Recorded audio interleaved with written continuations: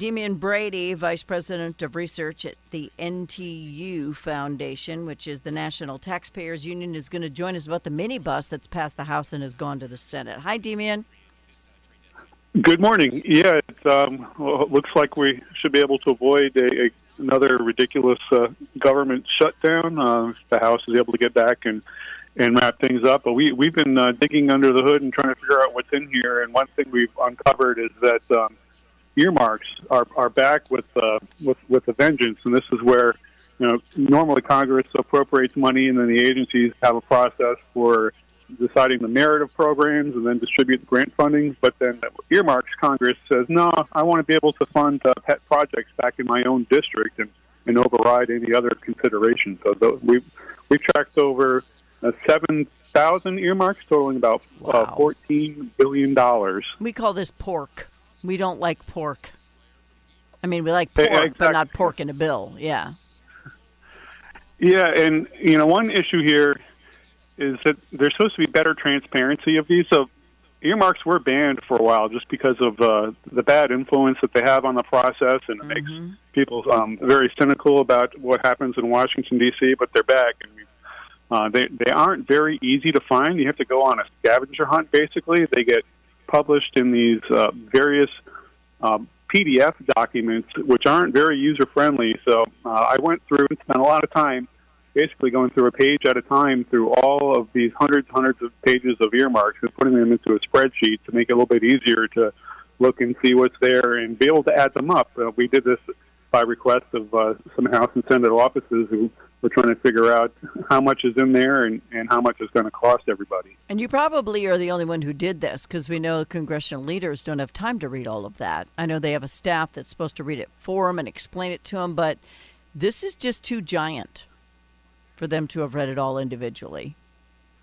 Yeah, that's why, groups like National Taxpayers Union and NTUF Foundation, and we have other friendly allies across organizations here in Washington, D.C. to help shed light on these things, to help, not inform just taxpayers, but also members of Congress and their staff as well, because the government is very complex. It's hard to keep track of, everything in all these bills. But, yeah, it's a lot of spending being directed by members of Congress, and then they get to follow this up. They also have the ability to spend taxpayer money to send mailers to their constituents. It's called the franking privilege. They get to use free postmarks. So then they get to, send a letter to everybody in their district saying, hey, here's all the pork that I brought back home for you.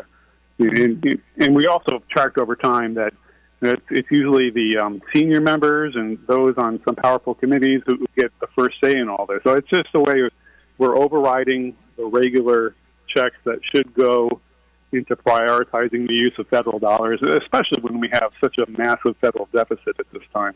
Right. Is it smaller or bigger than we usually see, though?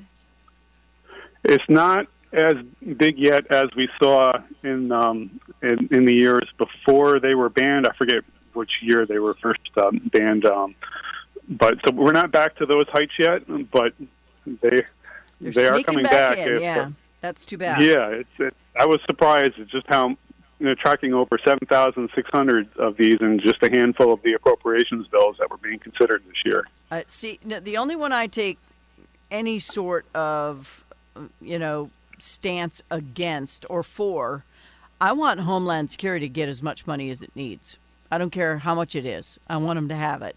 I want our defense to have as much money as it needs, and that didn't have any earmarks. Right, yeah, they aren't allowed to use any earmarks in the defense bill. In the Homeland Security appropriations bill, the only earmarks in that were for federal emergency management funds for mitigation assistance. So it was kind of limited. Maybe those projects are worthy and you have a chance to look into each one, but there already is a huge backlog of projects like that.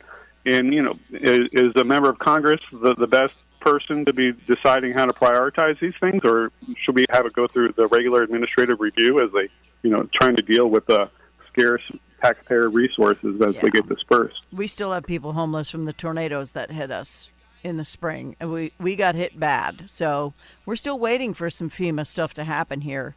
And As soon as one hits, then we start to rebuild and another one hits. So we're in tornado country, and we need FEMA.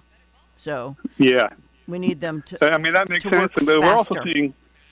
we're also seeing a lot of things where that ought to be really funded locally, like lots of projects for parking lots for different That's municipalities, ridiculous. and racquetball or pickleball courts being funded by taxpayer dollars. That ought to be, let's reduce taxes, let's reduce spending, and then let the state and localities take care of a lot of this stuff. It shouldn't be under the federal purview. No, and all of those are great and wonderful projects, but they should be private or city Exactly. or county or whatever, however they want to do it. But there is no way I want to pay for a tennis court in Iowa. I could care less. They can only use it 3 months out of the year. Doesn't need to be there. 3,218 earmarks is a lot when it comes to $6 billion. And then I look at what happened in Michigan, where billions were lost to just, we're talking about they stole it.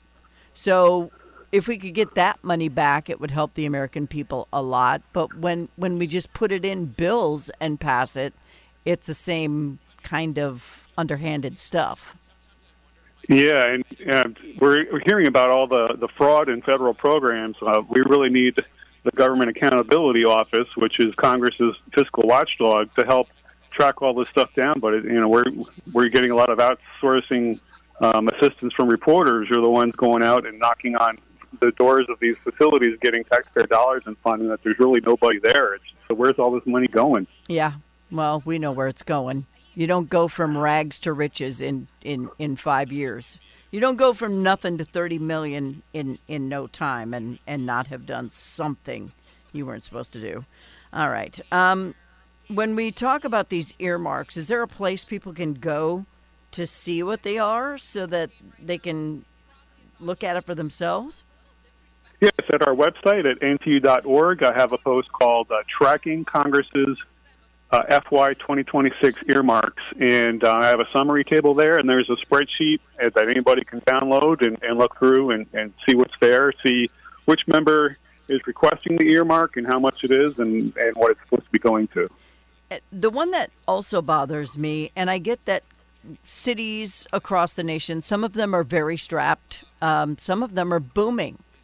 And the economy is very strong here. We're not having a problem where I live or in our area. But the tax dollars don't stretch as far as they need to after the Biden administration put so many regulations on so many things. They're trying to recover and come back from that. So it's going to take more than a year for that to happen. But I don't want to pay to remove blighted buildings from cities that are not my own. I think the owner of that building should be on the hook to take it down. Yeah, exactly. Yeah, we taxpayers from across the country are sending money to Washington, D.C., so then they can then send the money to pet projects in certain areas that really ought to be local responsibility, not the burden of taxpayers all across the country. Mm-hmm. And there are blighted areas in every single town I've ever been to. Every single one. So we can't pick and choose who gets these and who doesn't because it's none of our business. That's up to the localities. Yeah, I'm in full agreement with you on that. Yeah, that's always bothered me. And this isn't the first time they've done it. And if they're going to do it, then I've got about 17 addresses I need them to stop by locally if they want to do that.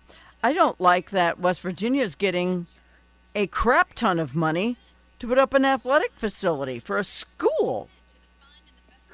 Yeah. That's a bond issue. We can't be spending money like this, especially when we're running $2 trillion annual deficits each year and adding to the $38 trillion deficit, and it's all because we're spending too much. Mm-hmm.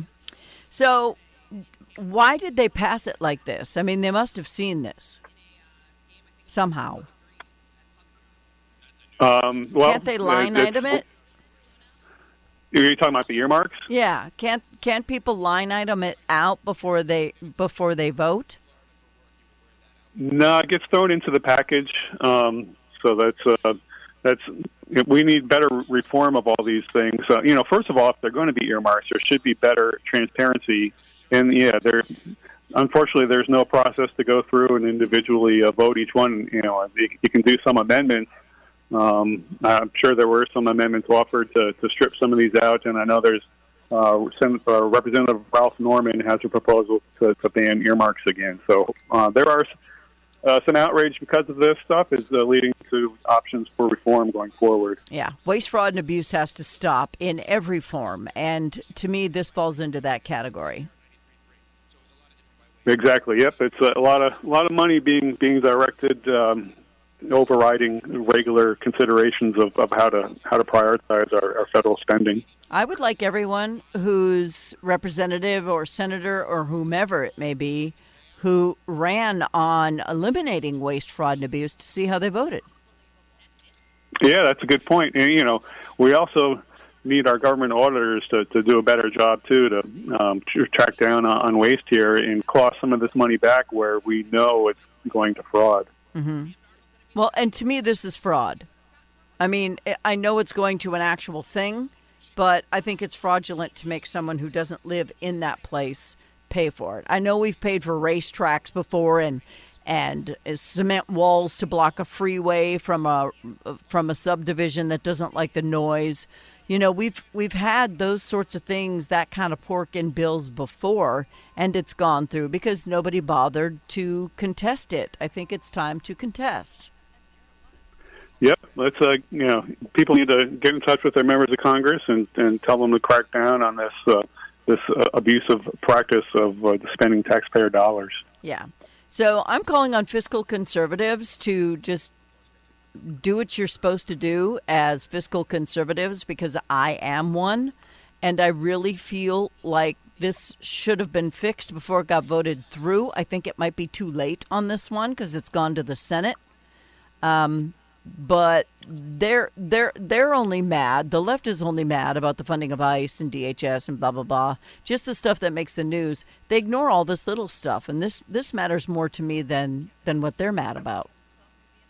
And there is another reform option after the fact. After these are passed into law, the president can send a package to Congress known as a rescissions, where they're going to cancel funding that Congress has previously approved. Some of it is just going to sit there and go unspent, and some of it would be spent. So President Trump revived this process last year. It was the first time we've seen rescissions packages enacted in a couple of decades. So that is another way to claw back after the fact and save some taxpayer dollars. Yeah, and I think he will, because he's a businessman, and he sees this stuff. He can smell it. Yeah, and going forward, we had the great tax reform bill last year that prevented massive tax hikes going out to Americans. Now the number one focus has to be on reining in federal spending, reforming the budget process so we have better means of setting targets to try to rein in our national debt. Yeah, it's got to be done. He is with the National Taxpayers Union Foundation. Demian Brady is Vice President of Research. The minibus that went through has stuff in it that shouldn't be in it, and yet there it is. We'll see what happens with it. Thank you, Demian. Thank you. Have a great day. Bye-bye.